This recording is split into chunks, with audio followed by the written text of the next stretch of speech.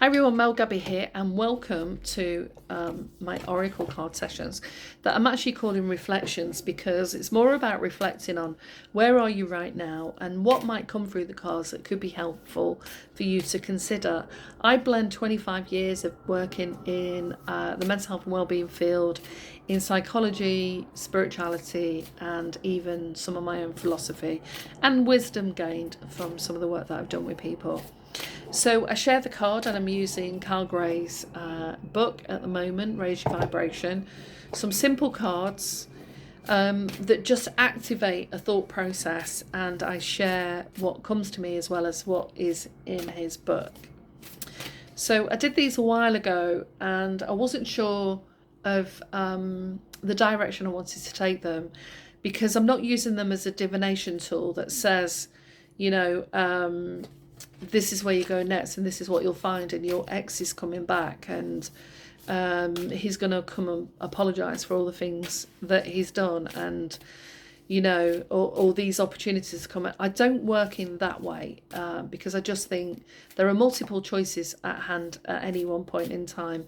We don't always know what they are, but it's important to know that we can, when we change our mind, also create a different outcome, therefore a different destiny. So let's see what comes up. Oh, two. So right, so let's do the that wants to, gosh, I talked about that this morning. Maybe I need to talk about that next as well. You are worthy. It's quite an interesting idea of worthiness. So I'd like to say, before I read anything, is just your mere existence of being on the planet means that you're worthy, because whatever is going on outside of this planet is, there are those of us that are born, we have life experiences, and then we die. So that your mere existence means that you're worthy. But there's a lot of people that don't feel they're worthy, and so that idea can really get in the way of attracting the things that actually could come in your direction that don't, because even if what you desired came, if you don't believe that you're worthy of it, then maybe it slows that down or impacts. So as usual, because he's not numbered the cards, there's a number on the back. No, I've got to find.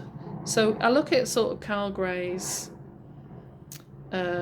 idea of the card first, and then I add my spin on it, and it seems to take me forever. I don't know why. I cannot find this card. You're not alone, you're worthy. Maybe I've just got to come up with my own thing. Okay, so many of the people I come into contact with, and a lot of the kids that I worked with in the schools when I first set out on this career, really carry this deeper sense of unease about their own self-concept and their own self-esteem. And self-concept is the way that you see yourself and the way that you see yourself in the world.